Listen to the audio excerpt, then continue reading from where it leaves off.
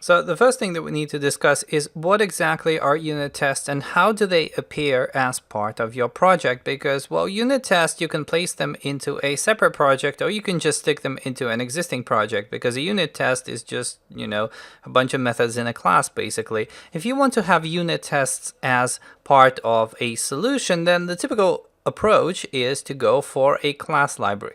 By the way, you'll notice that here in the set of templates we also have test. This unit test project is not what you want, because the unit test project here is actually for MS Test, for the Microsoft variety of unit testing, which they came up with at some point, but nobody really uses that much. I know some companies that do, but generally NUnit is the way to go, and that's what everyone uses. Just about. So we're going to go with a class library project. I'm just going to call this unit tests. Although strictly speaking, if this was part of some enterprise development, then you would have maybe the name of the company or the name of the product, like Fabricam dot then some widget. If you're making a widget application, then unit test. So I'm just going to call this unit test, and that's going to be the project that we'll stick to for the duration of this entire course.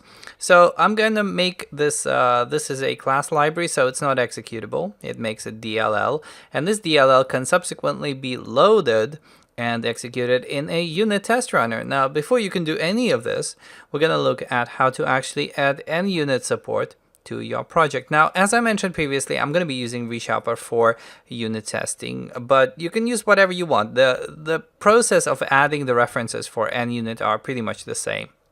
Almost.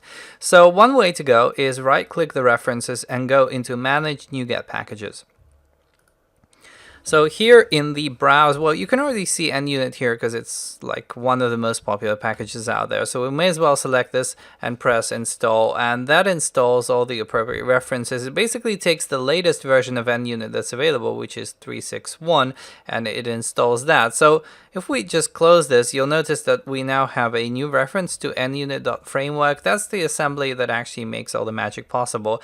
But this way of adding the NuGet package isn't actually the only way. There is an additional way. So let's get rid of the NuGet package here. So I'm going to uninstall it, and I want to show you a much cooler way if you're a ReSharper user. So the cooler way involves you actually just using an attribute which you know exists in a particular NuGet package. In this case, what we know, or at least I know, and you're going to know certainly, is that NUnit comes with a class called testFixture. It's actually an attribute that you use to decorate a test suite.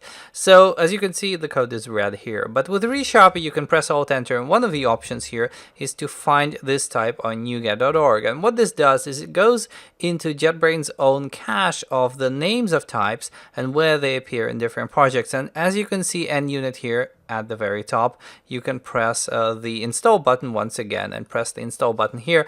This does pretty much the same thing, but overall this is a faster mechanism if you already know the name of the type that you're going to use.